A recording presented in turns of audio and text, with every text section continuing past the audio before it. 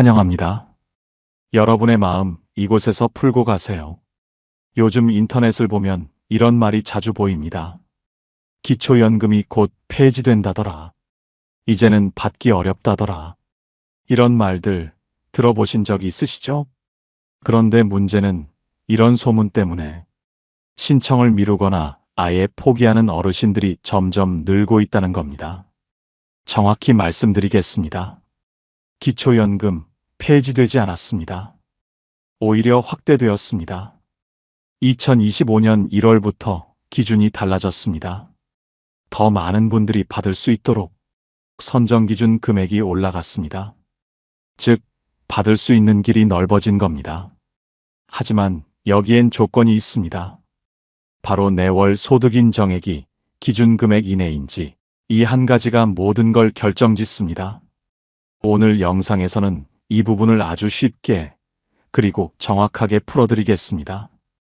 여러분이 오늘 끝까지 보시면 기초연금을 놓치지 않기 위해 꼭 알아야 할 4가지를 확실히 알게 되실 겁니다.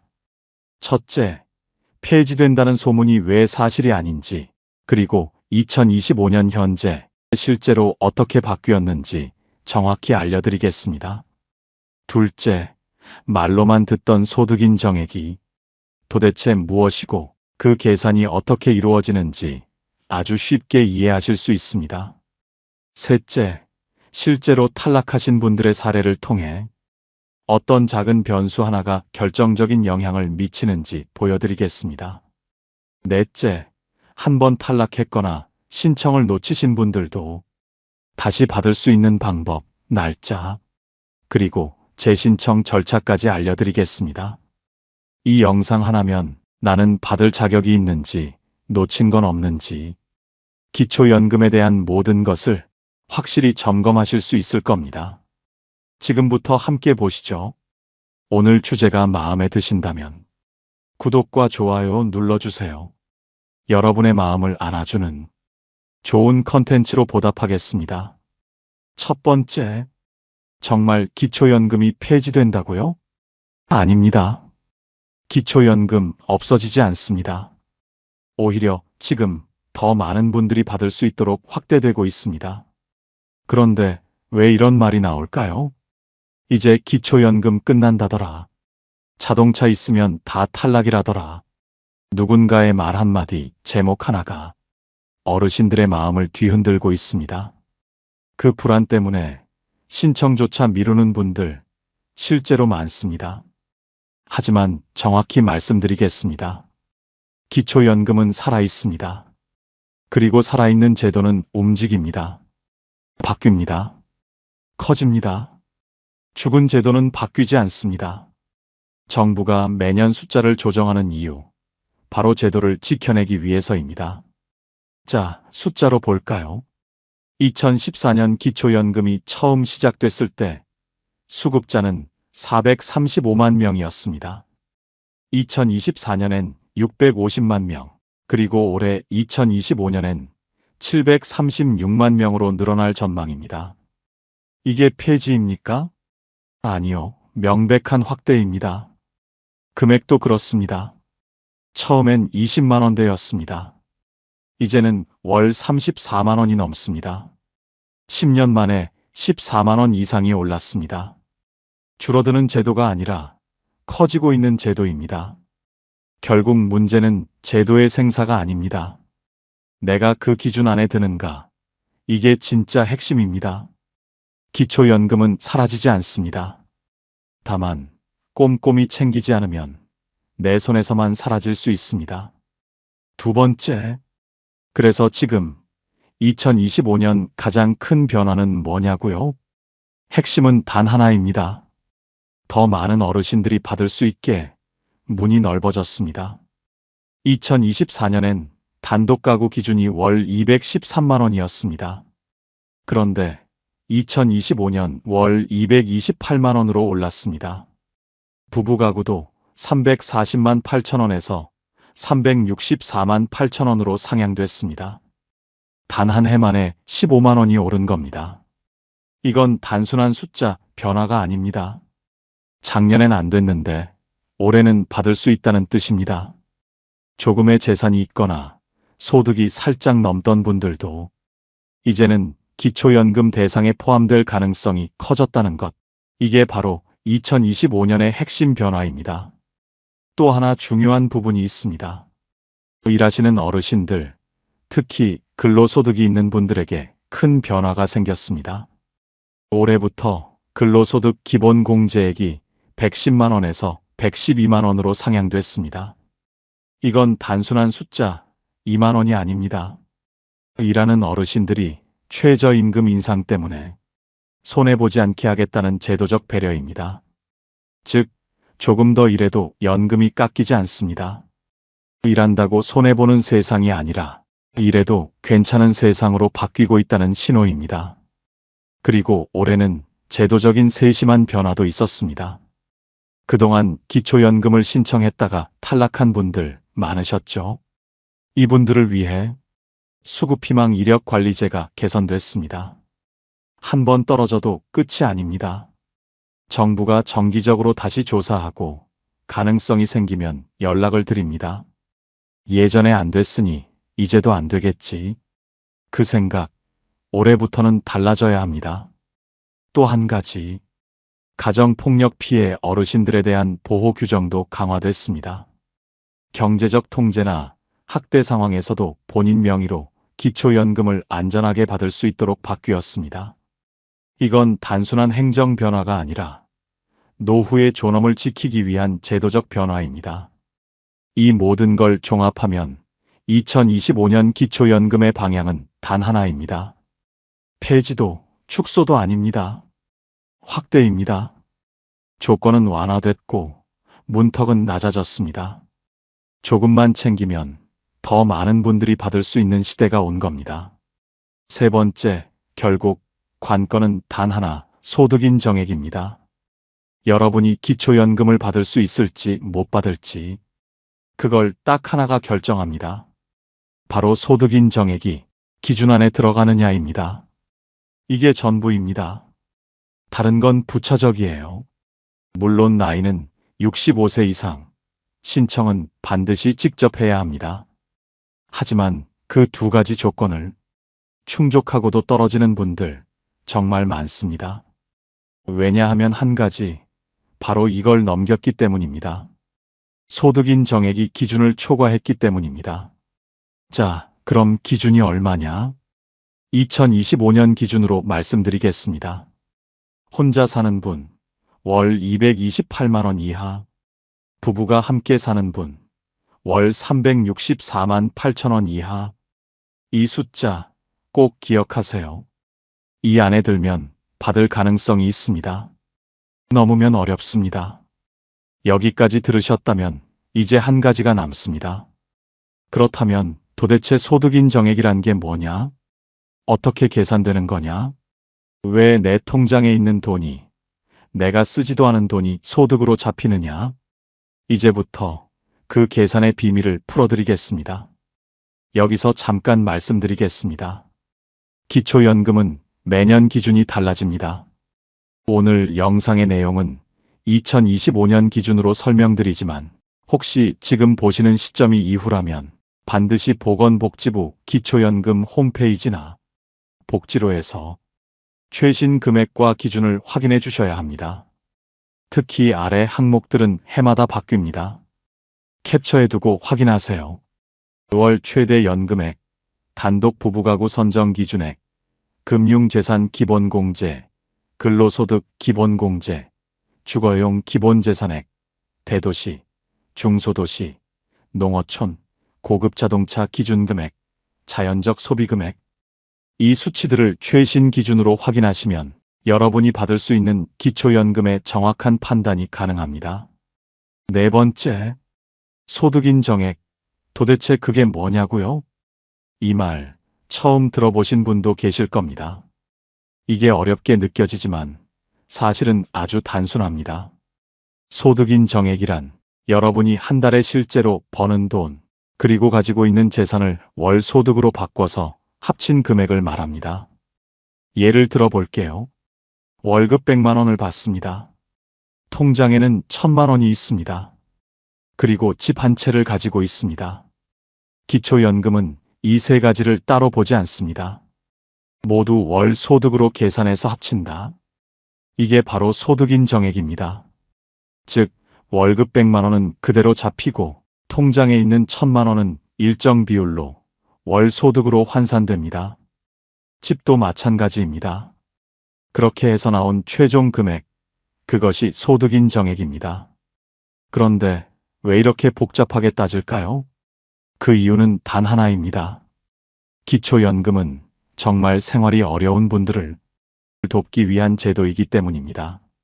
만약 월급만 본다면 어떻게 될까요? 월급은 없지만 집이 여러 채 있는 분도 받을 수 있게 됩니다. 그건 공정하지 않습니다. 반대로 월급은 있지만 집도 없고 통장에 돈도 거의 없는 분이 못 받게 되는 것도 그건 역시 불공정합니다. 그래서 소득과 재산을 모두 합쳐서 본다. 그게 바로 이 제도의 핵심 철학입니다. 즉, 얼마나 버느냐만 보는 게 아니라 얼마나 가지고 있느냐까지 함께 본다는 뜻입니다.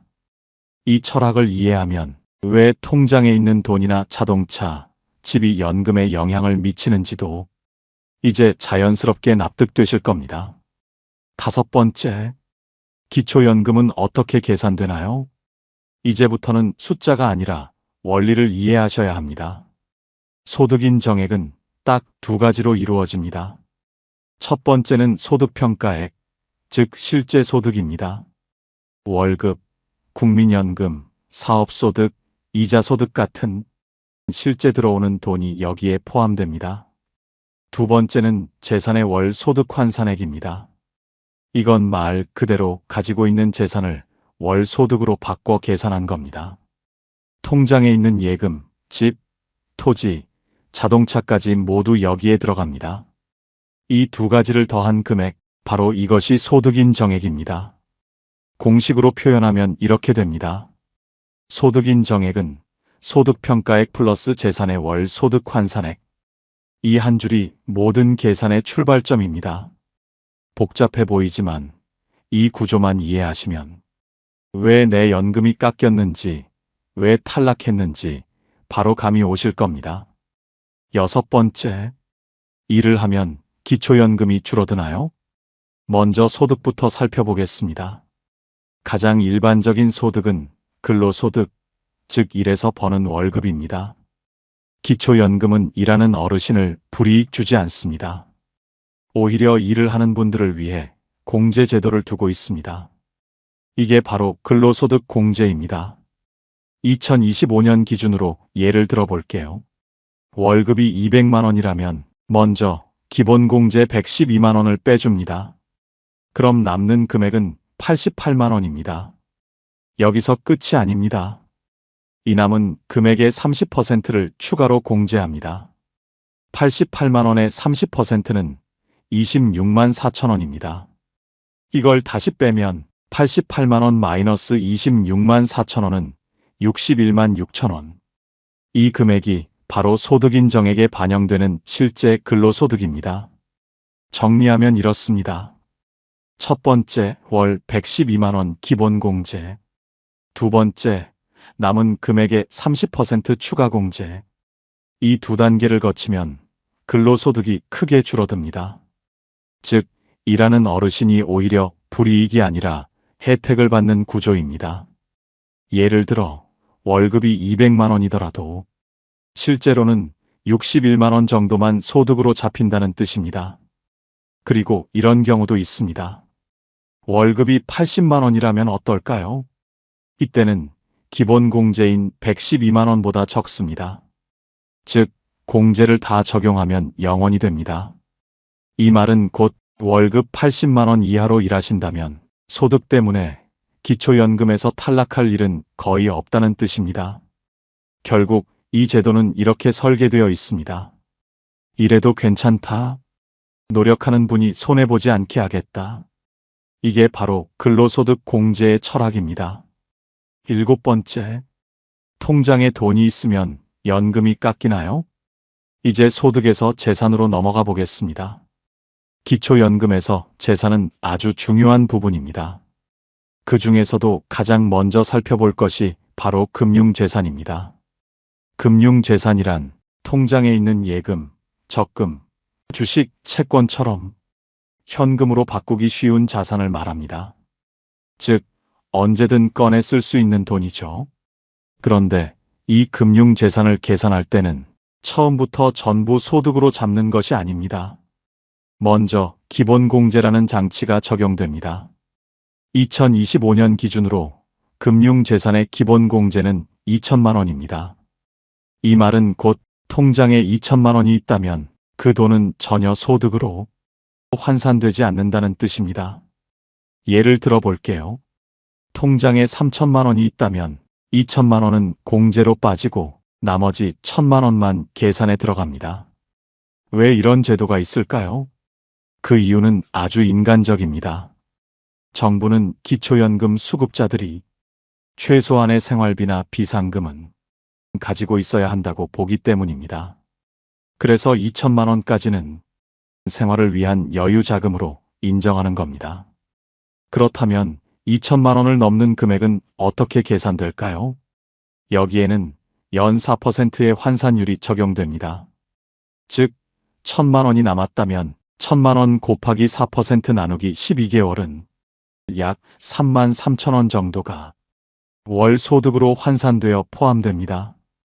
이 공식은 이렇게 표현할 수 있습니다. 금융재산월 소득 환산액은 최대값 0, 금융재산 합계의 마이너스 2천만 원 곱하기 0.04 나누기 12. 여기서 최대값 0이란 말은 기본공제보다 재산이 적을 경우 음수가 나올 수 있으니 그럴 땐 0으로 계산한다는 뜻입니다. 즉, 2천만 원 이하라면 소득 환산액은 0원입니다. 이 제도는 복잡해 보이지만 그 속에는 살림을 꾸려가며 사는 어르신들의 현실을 담고 있습니다. 적어도 그 돈만큼은 걱정 없이 가지고 있으라는 의미입니다. 8번째, 집이 있으면 기초연금 못 받나요? 이제 부동산으로 넘어가 보겠습니다. 부동산은 크게 주거용 재산과 일반 재산으로 나뉩니다. 주거용 재산은 지금 여러분이 실제로 살고 있는 집, 일반 재산은 임대용 건물, 상가, 토지처럼 자신이 살지 않는 재산을 말합니다. 두 가지의 가장 큰 차이는 바로 기본 재산의 공제입니다. 정부는 누구나 최소한의 주거 공간은 보장받아야 한다고 봅니다. 그래서 자신이 사는 집에 대해서는 비교적 큰 금액을 빼줍니다. 2025년 기준으로 지역별로 다릅니다. 대도시는 1억 3,500만 원, 중소도시는 8,500만 원, 농어촌은 7,250만 원을 공제합니다. 즉, 이 금액까지는 주거 안정 자산으로 인정한다는 뜻입니다. 예를 들어 볼게요. 서울에 사는 어르신이 3억 원짜리 집을 가지고 있다면 3억 원에서 1억 3,500만 원을 뺍니다. 남는 금액은 1억 6,500만 원이죠.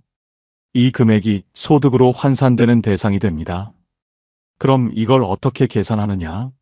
앞서 금융재산과 마찬가지로 연 4%의 소득 환산율을 적용하고 그 값을 12개월로 나눕니다. 1억 6,500만 원 곱하기 4%는 660만 원. 660만 원 나누기 12개월은 월 55만 원. 즉 3억 원짜리 집을 가지고 계신다면 기초연금 산정 시 월 55만 원의 소득이 있다고 본다는 뜻입니다. 일반 재산도 같은 방식으로 계산됩니다. 다만 기본공제 금액이 훨씬 작습니다. 왜냐하면 임대용 건물이나 토지는 생활 필수재가 아니기 때문입니다.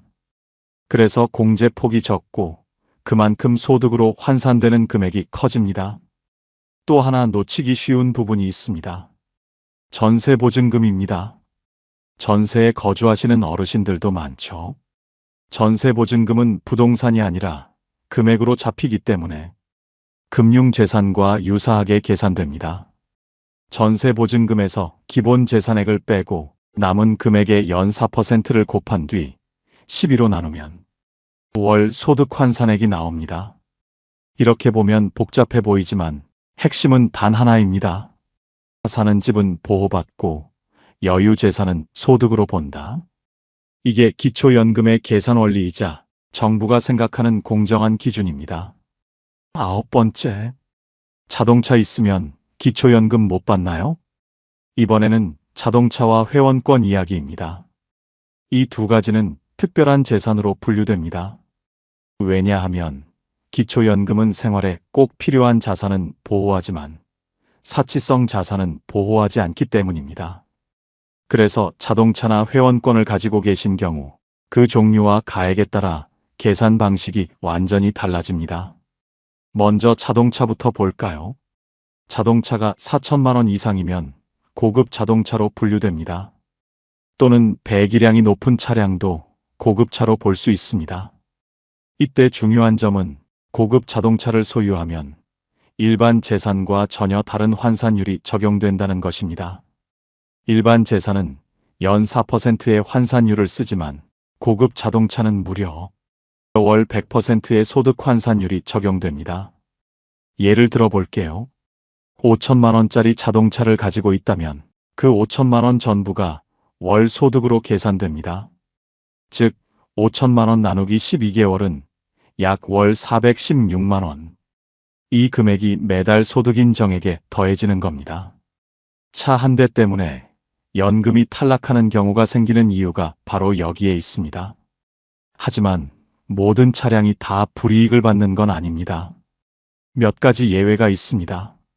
첫째, 10년 이상 된 차량은 감가상각이 많이 되었기 때문에 일반 재산으로 보고 연 4%의 환산율이 적용됩니다.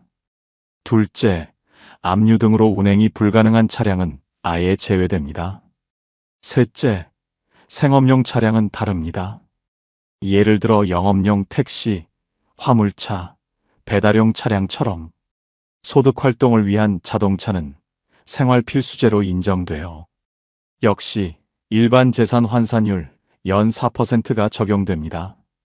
그리고 시가 500만 원 미만의 차량은 완전히 제외됩니다. 정부가 이건 사치가 아니라 이동을 위한 기본수단이다라고 보기 때문입니다. 또한 장애인용 차량이나 국가유공자용 차량도 재산 산정에서 완전히 제외됩니다. 다음은 회원권입니다. 회원권도 마찬가지로 사치성 자산으로 분류됩니다. 예를 들어 골프장, 콘도, 승마장 회원권 같은 것들이 여기에 해당합니다. 이런 회원권을 보유하고 있다면 그 가액이 월 100%의 소득 환산율로 계산됩니다. 즉, 자동차와 동일하게 그 금액 전부가 월 소득으로 환산되는 것입니다. 결국 핵심은 단 하나입니다. 생활에 꼭 필요한 것은 보호하지만 사치성 자산은 보호하지 않는다. 이것이 기초연금의 공정 원칙입니다. 10번째, 실제로 계산하면 나는 받을 수 있을까? 이제 실제 예시를 보면서 하나씩 계산해 보겠습니다. 복잡해 보이지만 막상 원리를 알면 아주 간단합니다. 계산 예시 1. 단독 가구 어르신.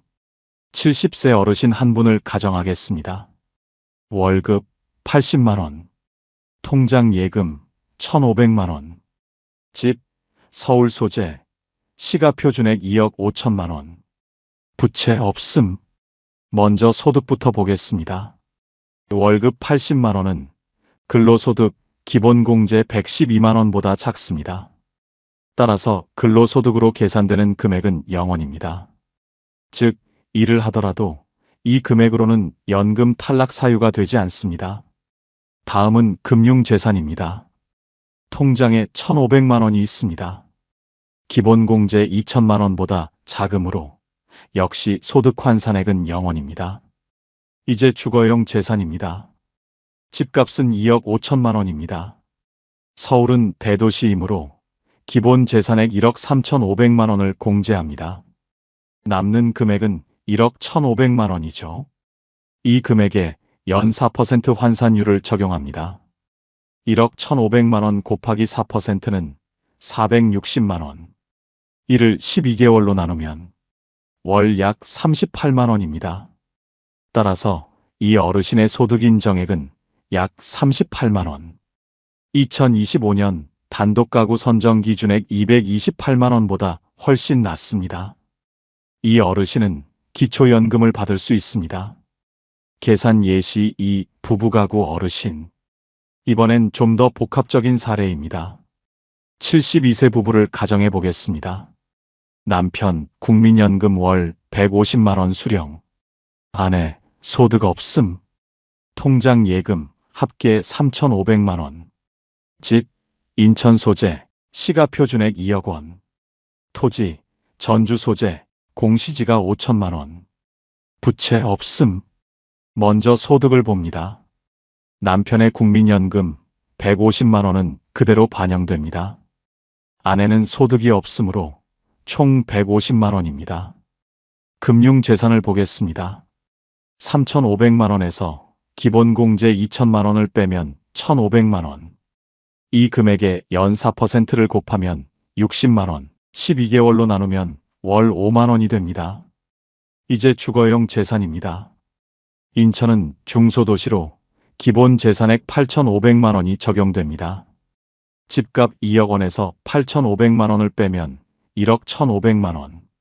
연 4% 환산율을 적용하면 460만 원, 12개월로 나누면 월 약 38만 원입니다. 마지막으로 토지입니다. 토지는 일반 재산으로 계산됩니다. 5천만 원 곱하기 4%는 200만 원, 12개월로 나누면 월 약 16만 7천 원. 이제 모두 합해봅시다. 국민연금 150만 원, 금융재산 5만 원, 주거용 재산 38만 원, 토지 16만 7천 원, 총 소득 인정액 약 209만 7천 원. 2025년 부부가구 선정 기준액 364만 8천 원보다 한참 낮습니다. 따라서 이 부부도 기초연금을 받을 수 있습니다. 결국 핵심은 이겁니다. 복잡해 보여도 하나씩 따지면 금방 답이 나온다. 이제 여러분도 계산기를 두려워할 필요가 없습니다. 기초연금은 숫자의 싸움이 아니라 기준을 이해하는 싸움입니다. 이제 이 부분이 정말 중요합니다. 나는 소득도 없는데 왜 탈락했을까? 주변에 비슷한 형편인데 왜 나는 안 되고 그 사람은 됐을까? 그 이유는 아주 단순합니다. 기초연금은 실제 생활보다 수치로 판단하기 때문입니다. 그 수치 안에서 단 1만 원만 넘어도 탈락입니다. 지금부터 말씀드릴 3가지 사례는 많은 어르신들이 진짜로 실수해서 탈락한 실제 유형들입니다. 이 중 하나라도 해당된다면 여러분의 기초연금도 한순간에 끊길 수 있습니다. 끝까지 집중해서 들어주세요. 첫 번째, 통장에 갑자기 큰 돈이 들어왔을 때. 68세 박영자 어르신의 이야기입니다. 그동안 전세보증금 3천만 원을 맡겨두셨는데 이사를 가면서 집주인에게서 돌려받았습니다. 통장에는 평소 500만 원이 있었는데 보증금이 들어오며 3,500만 원이 됐습니다. 문제는 그 직후에 기초연금을 신청했다는 것입니다. 신청 시점에 통장에 찍혀있던 잔액 3,500만 원이 그대로 금융재산으로 잡혔습니다. 기초연금 기본공제는 2천만 원이죠. 3,500만 원에서 2천만 원을 빼면 1,500만 원. 여기에 연 4%를 곱하면 연 60만 원, 월로 계산하면 약 5만 원이 소득으로 더해집니다. 5만 원 정도면 괜찮겠지? 그게 아닙니다. 소득이나 집값이 기준선 근처라면 이 5만 원 때문에 탈락하는 일 실제로 많습니다. 그래서 신청 타이밍이 중요합니다. 보증금이 통장에 들어오기 전에 신청하는 게 가장 좋습니다. 기초연금은 신청 시점의 재산으로 심사하기 때문입니다. 이미 돈이 들어왔다면 생활비, 의료비, 집수리비 등으로 합리적으로 사용하세요. 그렇게 통장 잔액이 줄면 다음 심사 때는 기준 안으로 들어올 수 있습니다. 두 번째, 보험 만기 환급금이 들어왔을 때. 이번에는 65세 김순자 어르신의 사례입니다. 20년 전에 저축성 보험을 들어놓으셨습니다. 한 달도 빠짐없이 부은 결과 만기에 환급금이 2천만 원 들어왔습니다. 평소 통장 잔액은 300만 원이었는데 이제 2,300만 원이 된 겁니다. 기초연금 공제는 2천만 원까지입니다. 결국 300만 원이 초과되고 이 금액에 연 4%를 곱해 12개월로 나누면 한 달 약 1만 원이 소득으로 계산됩니다. 1만 원? 겨우 그것 때문에? 그렇습니다. 기초연금은 경계선에 있는 분이 많습니다. 소득인 정액이 228만 원 기준을 단 1만 원 넘으면 탈락입니다. 그래서 타이밍이 또 중요합니다. 보험 만기 전에 신청하세요. 신청 시점의 통장 잔액이 기준입니다. 만약 이미 환급금을 받았다면 역시 생활비나 의료비 등 필요한 곳에 먼저 쓰세요. 또 다른 방법도 있습니다. 그 돈으로 새로운 저축성 보험에 재가입하면 그건 소득이 아니라 지출로 봅니다. 통장 잔액이 자연스럽게 줄어드는 효과가 있죠. 세 번째, 차량 교체 후 차량가액 기준 초과. 마지막은 75세 최만수 어르신의 사례입니다. 오래된 경유차를 15년 넘게 타시다가 환경 부담도 줄일 겸 전기차로 교체하셨습니다. 그런데 새 차 가격이 4,500만 원. 문제는 여기서 생깁니다. 기초연금에서 차량가액 4천만 원 이상은 고급 자동차로 분류됩니다. 고급 자동차는 연 4%가 아니라 월 100% 환산율이 적용됩니다. 즉 4,500만 원짜리 차량이면 한 달에 375만 원을 버는 걸로 계산되는 겁니다. 그것만으로도 이미 기준선 228만 원을 훨씬 초과하죠. 결과적으로 그 한 대의 차 때문에 기초연금이 전액 탈락됩니다. 예방 방법은 간단합니다. 첫째, 차량 구입 전 반드시 가격을 확인하세요. 둘째, 4천만 원 이상 차량은 피하세요. 셋째, 10년 이상 된 차량은 고급차에서 제외되므로 오히려 오래된 차량을 유지하는 것이 유리합니다. 만약 차량이 꼭 필요하다면 시가 2천만 원대의 실용 차량이 가장 안전합니다. 정리하겠습니다. 통장, 보험, 차량. 이 세 가지가 기초연금 탈락의 3대 함정입니다. 공통점은 단 하나, 모두 신청 시점의 금액으로 본다는 겁니다. 한순간의 타이밍, 단 1만 원의 차이, 그게 기초연금의 당락을 갈라놓습니다. 그러니까 여러분, 신청 전에 반드시 확인하고 이미 들어온 돈은 현명하게 관리하세요. 그 작은 점검 하나가 앞으로 10년, 20년의 노후를 지켜줍니다. 아, 그때 그걸 미리 알았더라면. 실제로 기초연금에서 탈락한 분들이 가장 많이 하는 말입니다. 기초연금은 복잡하지 않습니다.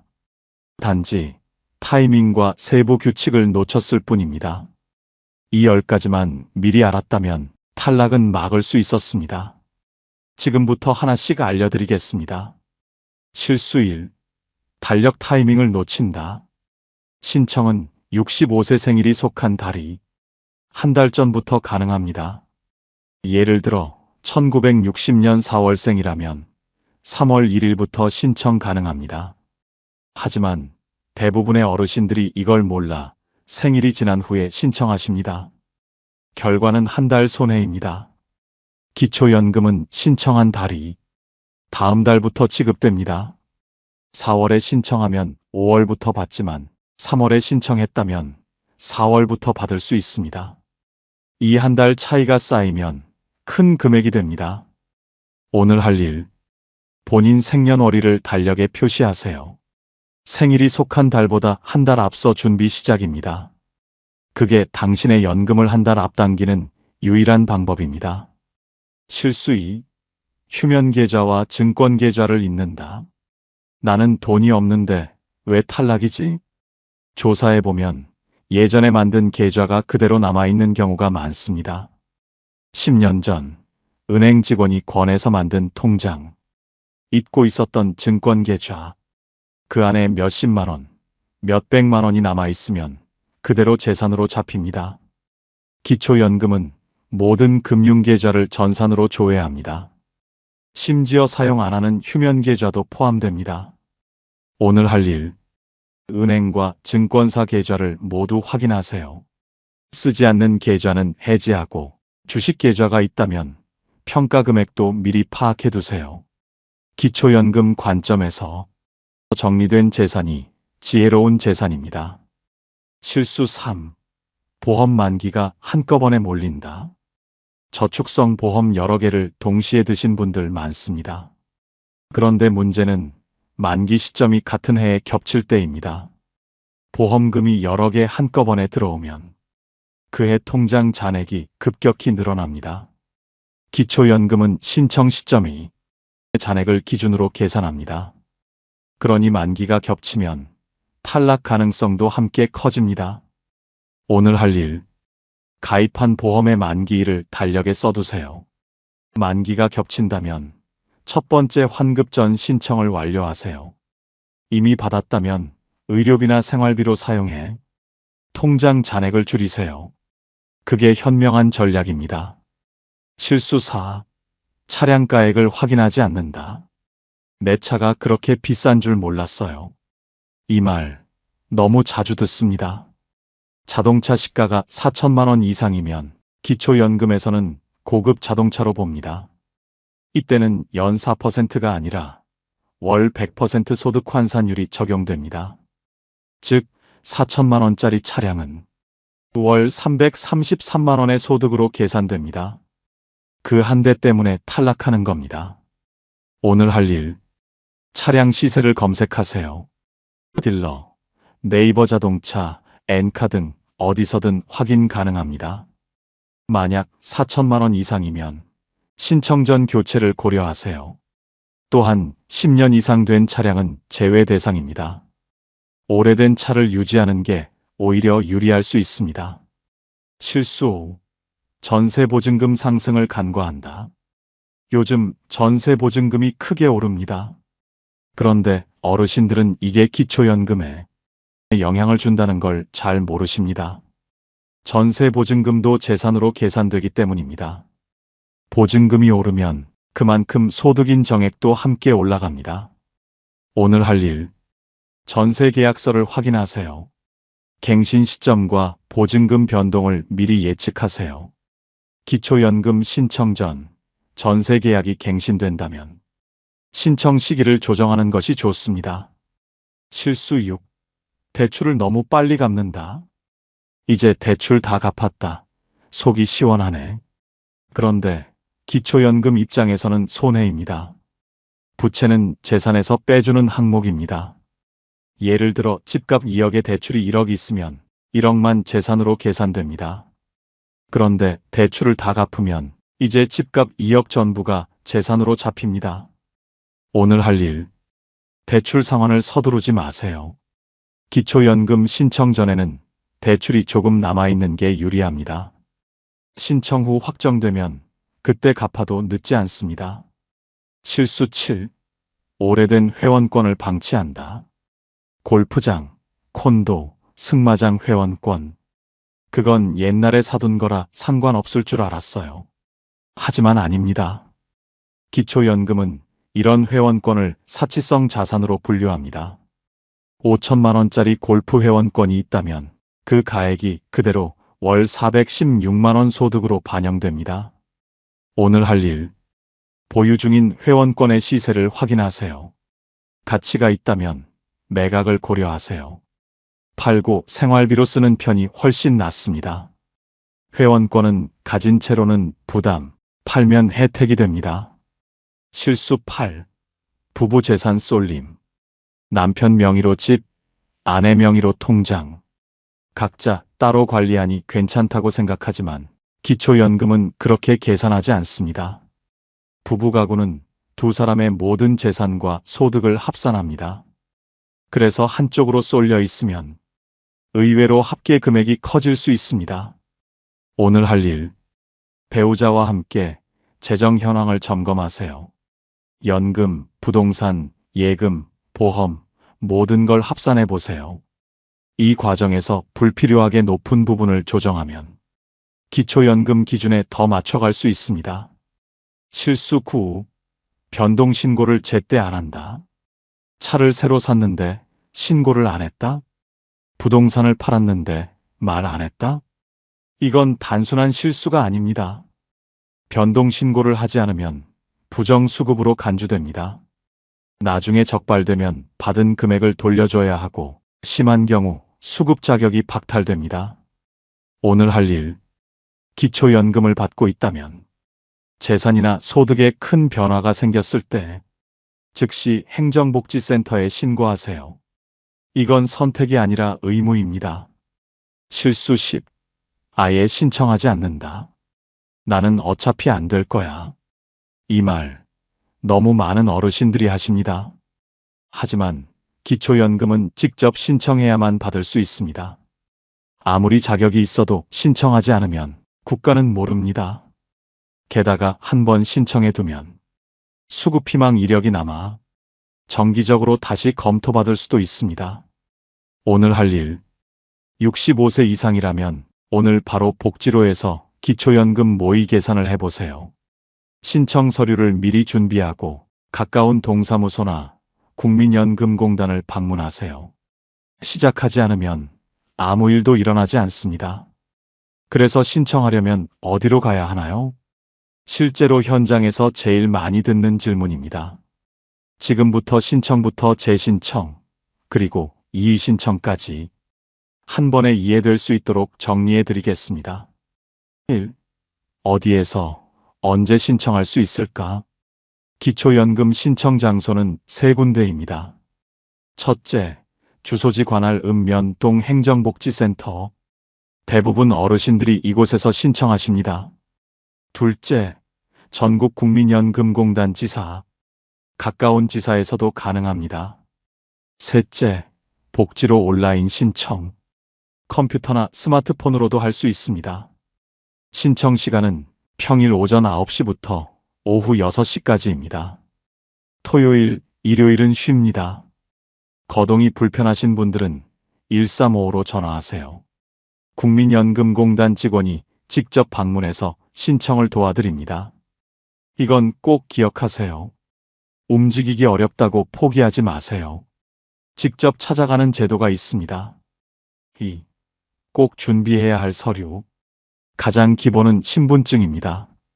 주민등록증, 운전면허증, 여권, 장애인 등록증 중 하나면 됩니다. 다음은 기초연금 신청서입니다.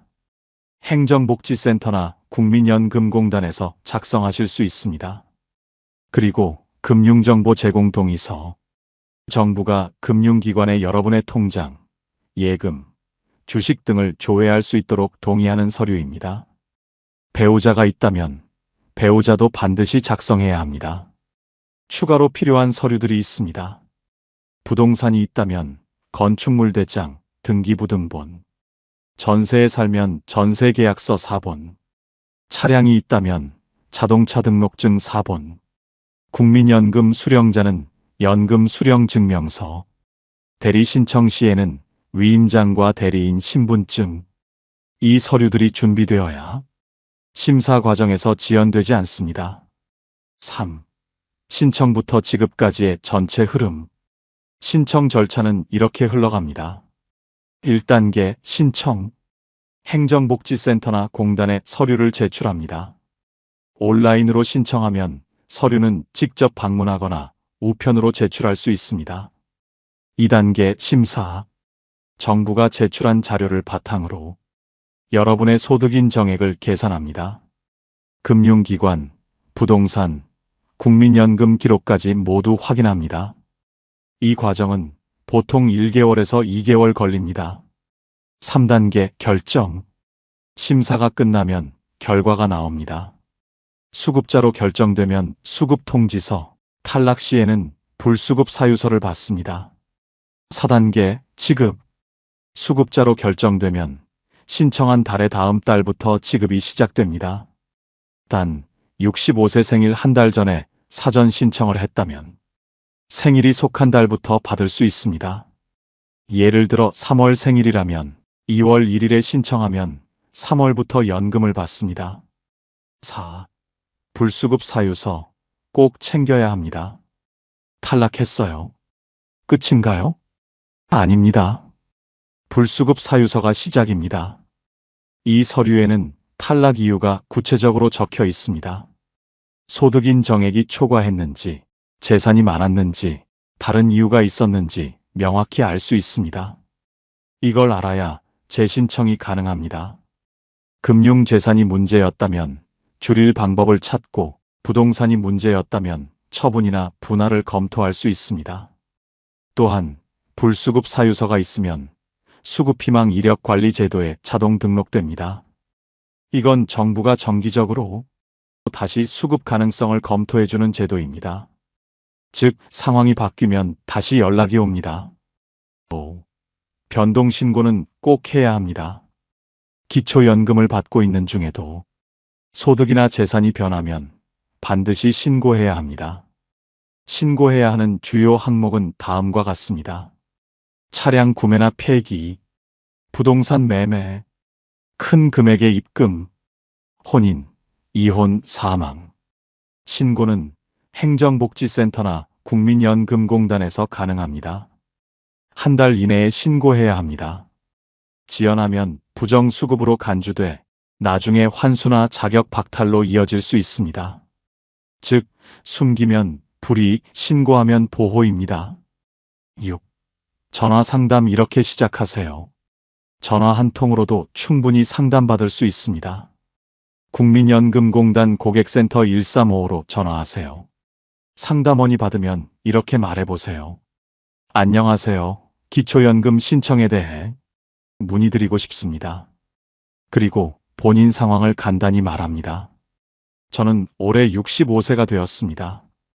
기초연금을 신청했는데 아직 결과가 안 나왔습니다.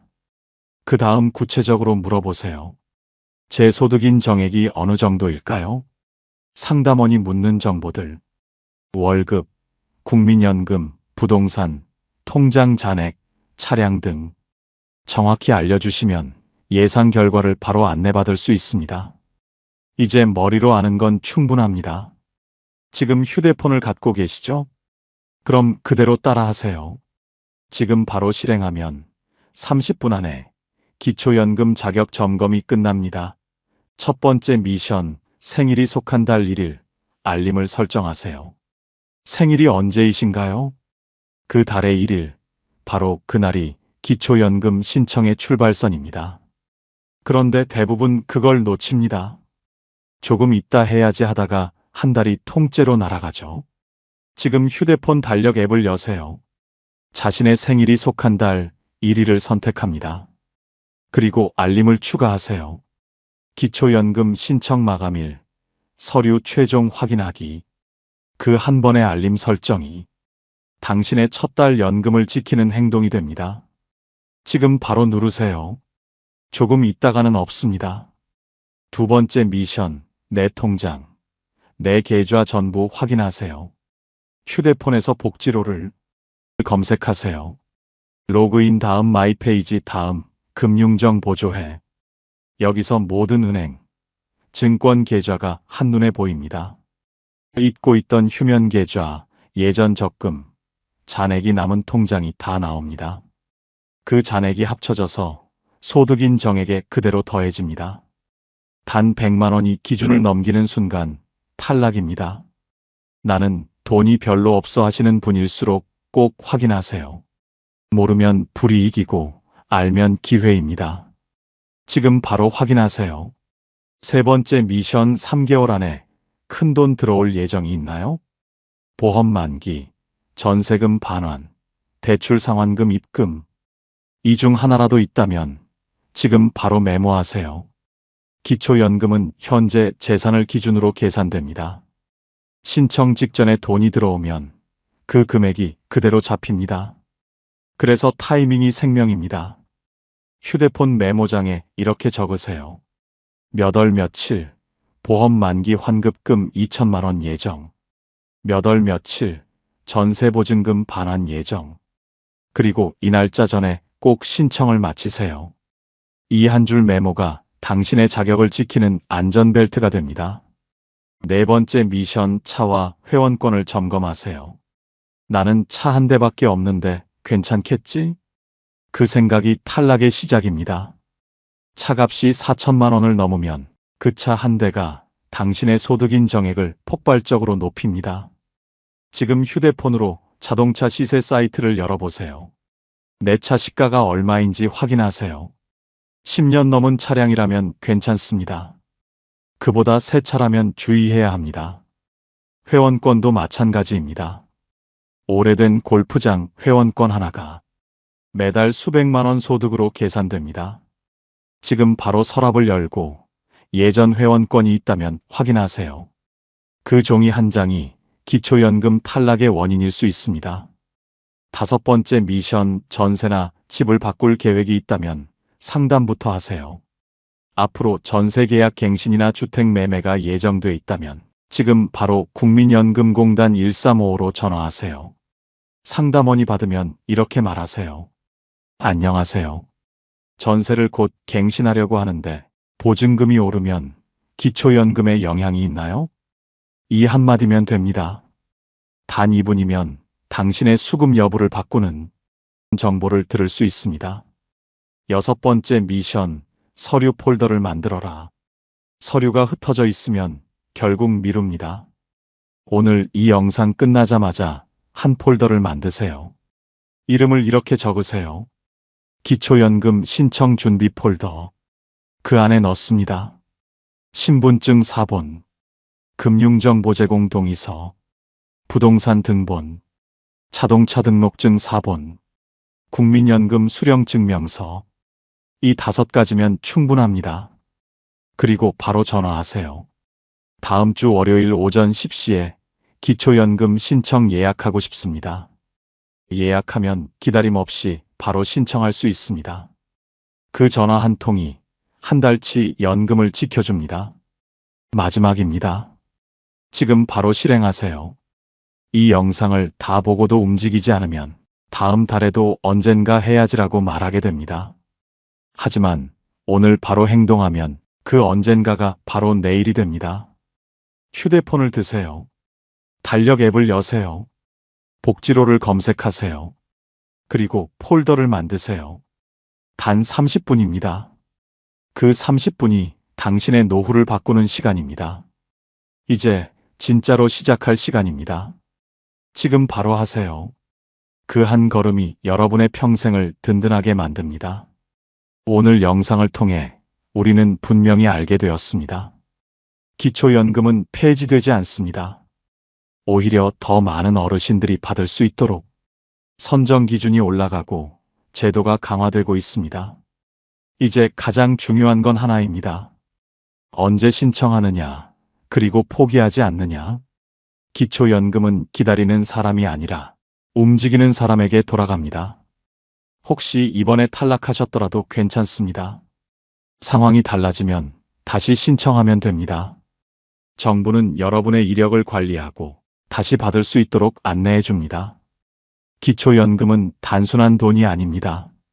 그건 평생을 일한 당신에게 사회가 건네는 수고하셨습니다라는 마지막 인사입니다. 그러니 포기하지 마세요. 오늘 영상을 보신 지금 이 순간 복지로에 접속해서 모의 계산을 눌러보세요. 그 한 번의 클릭이 여러분의 노후를 바꿉니다. 정확한 정보는 언제나 보건복지부 기초연금 공식 홈페이지와 복지로에서 확인하세요.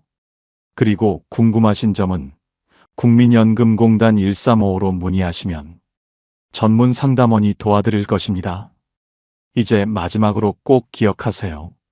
기초연금은 신청하지 않으면 아무도 대신해주지 않습니다. 여러분의 노후는 여러분의 손으로 지킬 수 있습니다. 지금 이 순간 그 첫 걸음을 내디드세요.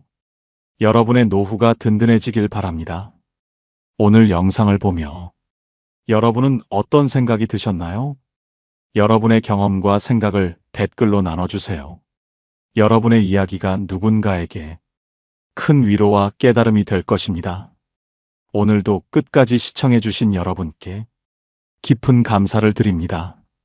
오늘 영상이 도움이 되셨다면 소중한 분들께 공유해 주시고 구독과 좋아요로 저를 응원해 주세요.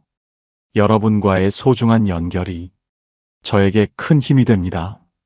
오늘도 행복한 하루 되세요. 이상으로 마음 풀고 가세요 였습니다.